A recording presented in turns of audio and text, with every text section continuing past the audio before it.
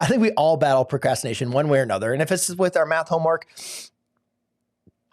or if it's dealing with, anything in our life, a lot of times it comes down to things that we like don't want to do, right? And I think one of the bigger reasons why procrastination sometimes starts to creep in is because we have this idea that it's going to be too difficult for us to be able to handle all by ourselves. And one of the common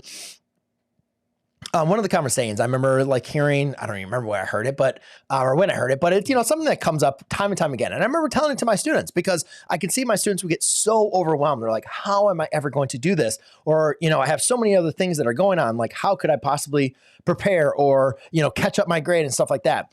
And the reason why is because they're looking into the future and they're looking at all the things that they needed to do.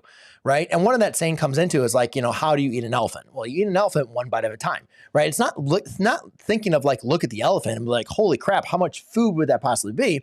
It's like, no, just look at like just taking one bite of the elephant, right? And then kind of moving forward. And it's the same kind of idea, same kind of process that I go with students when they want to, study for an exam, or especially like one thing I would always relate to is like, the AP exam for calculus. I'd give them like, all right, here's these practice questions, right? And whenever students are taking like any kind of time test, ACT, SAT, AP exam or anything like that, they have all these reviews and it's like hundreds of questions. And it can be overwhelming, right? Because if you just like look at all those questions and you'll be like, how in the world am I going to complete all of these questions in time? And immediately you just think like, it's too much. I'm not going to be able to do it. And you just like shut down. And I think one of the first things that we want to do for procrastination is just kind of realize like, if you're looking into the future and you're having those negative thoughts, what that's going to do is that's going to prevent you from wanting to move forward. What you need to do is just take one step at a time, right? It's a common analogy that we talk about, one bite at a time, one analogy at a time. Break down those 100 questions, or maybe let's say it's 500 questions. Break them down to like, all right, can I do this many in a week? Can I do maybe this many in a day, right? There's a reason why I did my 30-day challenge. I didn't say, all right, here's a 30-day challenge. I'm going to get you to review for whatever class we had. No, I said, we're just going to do one problem a day, right? I wanted to challenge you with something that was manageable. So what you're going to want to do is just keep on breaking down, like whatever you have, whatever your task is that you are procrastinating, right? A lot of times we procrastinate because we just think of like having to complete that as a negative thought. So it's like, all right, don't think of like the final goal as your negative thought. Break it down into something that is manageable, something that you can do. And I think one of the, clear things also comes into like getting into the gym. And this kind of comes into like one of those like micro habits. I think it was in the book Habits, actually, I think if I remember correctly, that I remember talking about. It's like, a lot of times I'll procrastinate. I'm like, oh, I don't want to go to the gym, right? And it's like, well, how do you break down going to the gym, right? Well, one thing you can do is like one thing I've done is like get my shoes, get my dress, everything all laid out, all ready to go. So therefore, when I woke up, I would look at my shoes and be like, oh, I already set them all out. I literally just need to put them on and then go to the gym, right? It made it very, very easy, very manageable for me to be able to do that. Whereas sometimes, if I go like, oh crap, I don't have my shorts, or oh, I got to wash them. I got to go and find a different pair of shorts, or like anything that's going to give me like some friction in there. And then I'll just like give up and like, yeah, I'm just going to go back to bed. So try to break down, take these management, take whatever is you're procrastinating with and try to break it down into some kind of manageable chunks. And this is actually something that I learned. He explained it very similar. It was Jim Rohn, the way that he explained this one. And I thought it was like really, really helpful because it related to like that eat an elephant one bite at a time to what I've heard before. And it just kind of really like rang true with him. So I definitely think that would be the first thing I'd recommend for you to do if you have a lot of things that are coming up that you need to finish on procrastination or get over on procrastination. I don't know why I was telling him. Where did I move? I remember things. Oh yeah. Okay. The next thing, procrastination. The next thing you want to take a look at is, which I think is really, really big. Whenever I wanted to, if you guys look back at my videos, one thing I kind of, there's actually a really, really funny comment. I don't see all of your guys' comments, but this one caught my eye and I'm so glad it did.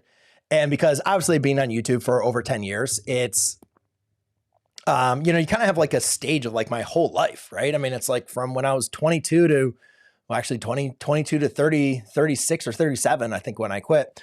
But whatever. So there's times like obviously my weight as a teacher like went up, it went down, whatever.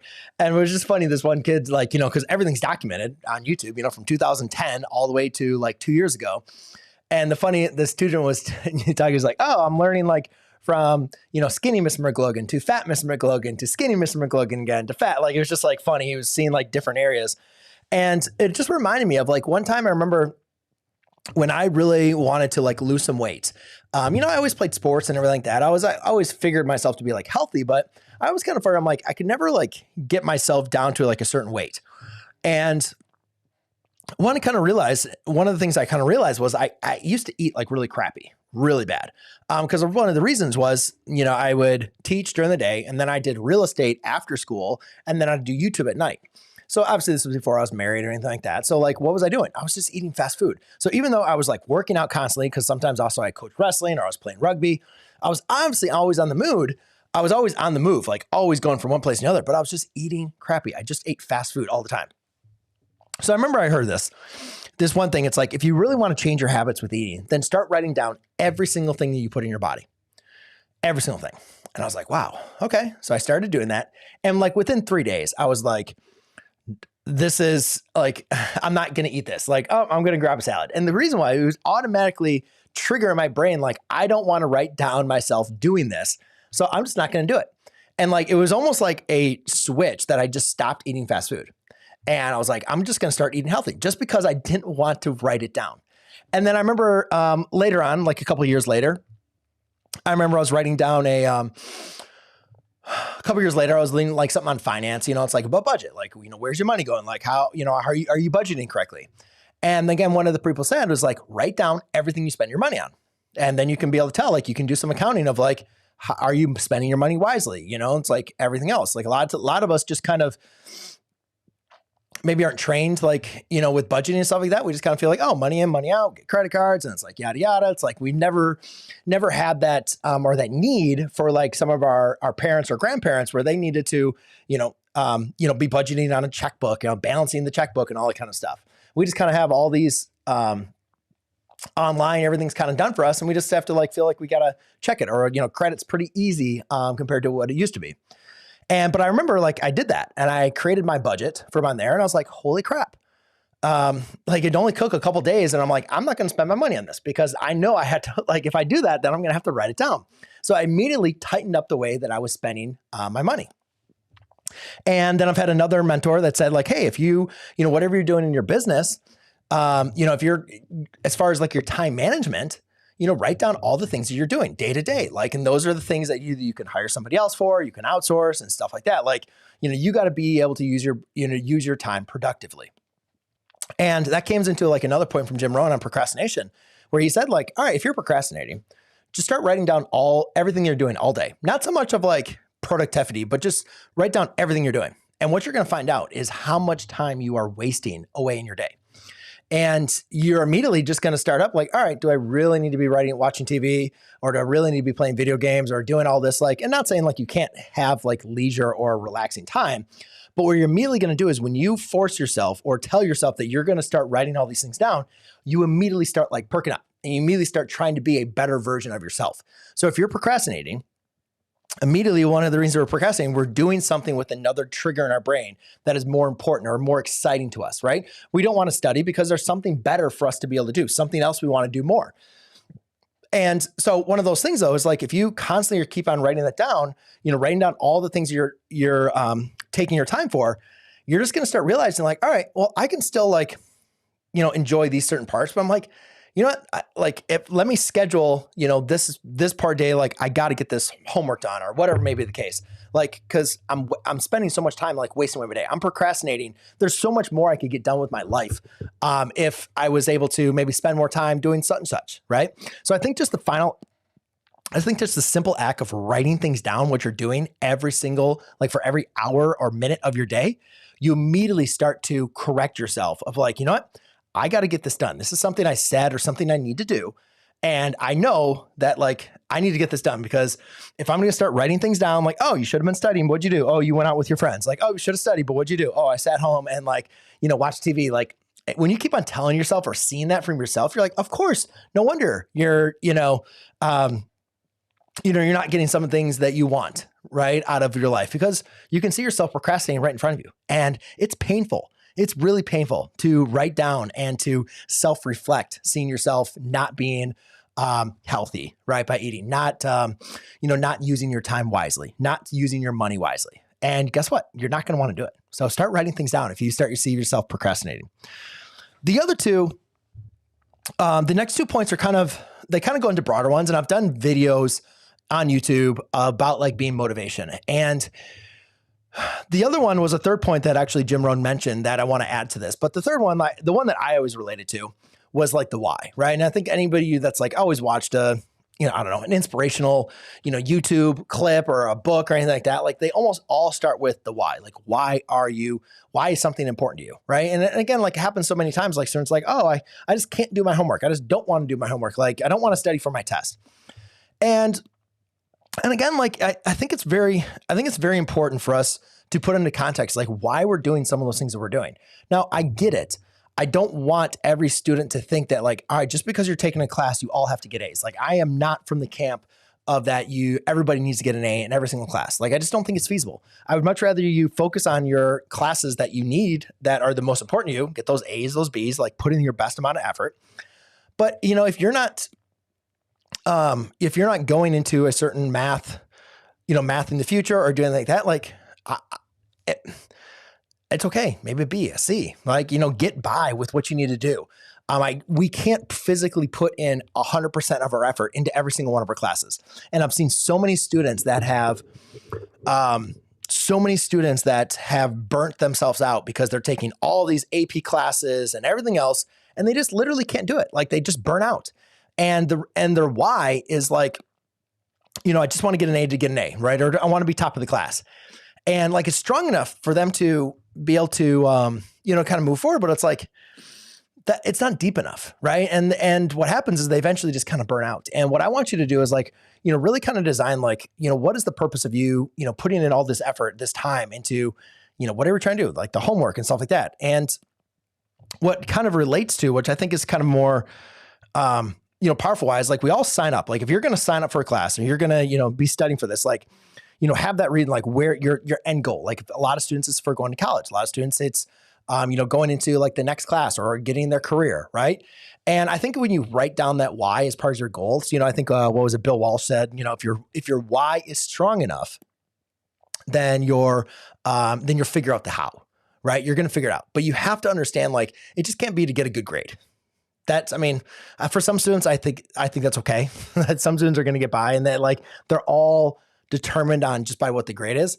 But I think for a majority of students, especially those that have a difficulty like with procrastinating, like you got to find a bigger reason of like what it is you're looking for. Why is this important for you? And that kind of brings me to my next point is, a lot of times our why is not going to be that strong. Maybe we don't like, I don't know, I'm just taking this class to like, I just want to get a B. I just need to pass this class. So if you don't have a bigger why of like, hey, I want to be an engineer or, I want to be an astronaut or computer science. Like if you're constantly thinking about that, like you're going to figure out you're going to end your procrastination. A lot of that, if you can find that deeper goal and meaning, you're going to do what you need to do to overcome that procrastination. But here comes the last one, which I think is very, very helpful for a lot of students. Like, I'm just taking this class. I just want to pass this class. I don't want to do the work. I hate the work. I hate this class. I hate my teacher. I hate this school. I'm not going to be in the math. Like I'm going in to be like a nurse and I don't need this class. I just need to get accepted in the college. I just need to pass, but I just don't want to do it. And I think when it, comes into it's like not so much of the why, but the who. And, who do you want to share your accomplishment with as far as your goal? Because I think the thing is for a lot of students that don't have a strong why, see, I had a strong why. When I went into college, I wanted to prove my mom. I wanted to prove my teachers. I wanted to show them that I could be successful in math. And guess what? There was nobody that was getting in my way. Like that's why I went to the tutor lab every single day. Like I was going to office hours with my teachers. Like I was relentless. My why was very, very strong. But I understand for a lot of students, they might not have had that action where they needed to like prove something to, themselves and other people. And so they might have like given up, right? They might have seen like, oh man, there's so much stress. So it was so difficult. Like, I'm not going to do that. But some students though, if they had another why of like why it was important, again, like I kind of related to mom. So you could even relate this to like other people, but like, a lot of times it's like, who do you want to share? Who do you want to share with this goal of this journey? What is this for? Who are the people that are going to benefit from you, achieving your goal or from you, passing your test? Because a lot of times we do more for other people than we're going to do for ourselves. And there was a story about like the World War II bomber, submarine, I think that got like hit in World War II, and all the seamen were, out in the water, and they had to survive like over the night. And, obviously some of them just, couldn't hold on. And one of the things that they did to, hold on to light was to think about like the people that were back home, right? The people that were waiting for them. And if they didn't have anybody waiting for them, people think about in the future that would be waiting for them, that their life had meaning besides like that's the middle point. Like who was it that they were living their life for? And I think that's, it's a very, very powerful message because those are the people that, more or less survived. They had something else to live for that was beyond them. And I think a lot of times when we're procrastinating, we're just thinking about us like, oh, I don't want to do it. It's boring. I don't really care about this course. I don't really care about the teacher. Like I can do something else. Right. But like, kind of think about like, what would this be meaning if you are able to overcome this thing? Like who are the people that benefit? Maybe you have siblings, right? That look up to you. Maybe you want to share your accomplishment with the former or past teachers or your parents, show them you can accomplish things. And sometimes we just need that little bit of motivation outside of ourselves to overcome things. And I think that sometimes that can be a little bit more powerful. So if you're just coming into the stream or you came in midstream, let me go ahead and recap with you some of the, I think, key points that you can do to overcome some of that procrastination when you are studying for a test or when you are studying for a test or you have to do your homework or just doing something you don't nevertheless or more or less want to do. And you just keep on pushing off. So the first thing is to just break it down into manageable chunks. A lot of times when we just look at something, it just seems overwhelming and we just immediately give up. We're like, I can't do it. It's too much for me to do. So we just stop and we say, you know what? I'm going to do something else. I'm going to do something that is more pleasing for me to be able to do than trying to handle or tackle some huge thing that is going to be hard. And so what we're doing is just break it down to manageable chunks, right? If you have a huge study guide, due within a week, then just try to do 1 or 2 problems, right? Maybe just, if you have something due within the end of the month, like start doing like every single day, just do a little bit, like 1 problem, 2 problems, right? Like whatever you can do if you're reviewing for your tests or exams that are coming up, right? Maybe just pick 1 quiz to review every single night. You don't want to spend the 3 nights before a test saying, okay, now I got to study and I'm going to do like all this stuff all at one time. It's just too much. It's not manageable. The next thing is you're going to want to write down how you're spending your time, because when you write down how you're spending and managing your time, that is immediately going to help you tighten up your processes, tighten up to what you're doing. And I can guarantee you, if you are a procrastinator, if you start writing down all the times that you are procrastinating and what you're doing instead of what you should be doing, you're immediately going to be like, you're just going to be self-aware and you're immediately going to be like, I don't want to write this down anymore. Okay, I'm just going to do my homework. Okay. And you eventually just start getting over it because you get so annoyed of writing down all the times that you are not doing what you're supposed to be doing. And you know it, right? You don't need somebody telling you. You don't need your parent or anybody else telling you what you should be doing. Like, you know what you need to be doing. And when you have to write that down on a sheet of paper, it gets kind of embarrassing. And you immediately start picking up your work. But, sometimes we don't even know why we're doing what we need to do. And that's why it comes into number 3 is like identifying your why. Having a strong reason of what it is you're trying to do. Like, why are you studying for this test? Why are you trying to do this homework? What is the purpose of this? Where are you going? What are you trying to achieve? Like, when you have that strong why of what you want to accomplish and what it's all about, like why you're doing what you're doing, that how becomes crystal clear. And you realize, okay, this is what I need to do. I know what I want and this is how I'm going to get it. I need to overcome this. And that becomes what's like, it has some self-control into it. But I guarantee when you have that strong why, when you're like, this is exactly what we do, and you just become that unrelenting, like, I am going to do whatever I need to do to achieve, what I need, this why, or achieve this why, you're going to figure out a way to do it. And you are going to step up and get it done. But for a lot of students, that why is not crystal clear. And so a lot of times what we need to do is look for the people around us, look for the people that we want to prove, that we want to share our goal, share our accomplishments with. And a lot of times we just need to do it from them because people are looking up to us. People are looking up to us, right? And that we know or we don't know. And then also there's people that doubt us, right? And we want to make sure that we can prove to them and show them that what we are capable of.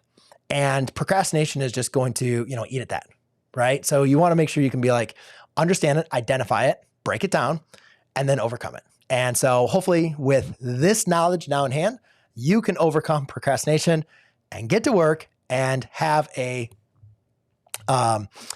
great rest of your school year and ace any test that you need, complete any of your homework. I think at the end of this year, I always talked about like, usually once it comes into May, April, May, or usually like April, May and June, or like your junior, your senior year, that's just for procrastination. Like I remember having senioritis, guys. It's tough. It's a rough one, right? So hopefully these kind of tips have helped you guys out. If not, or you have another tip, then let me know down in the chat because I'm going to get into your questions now. And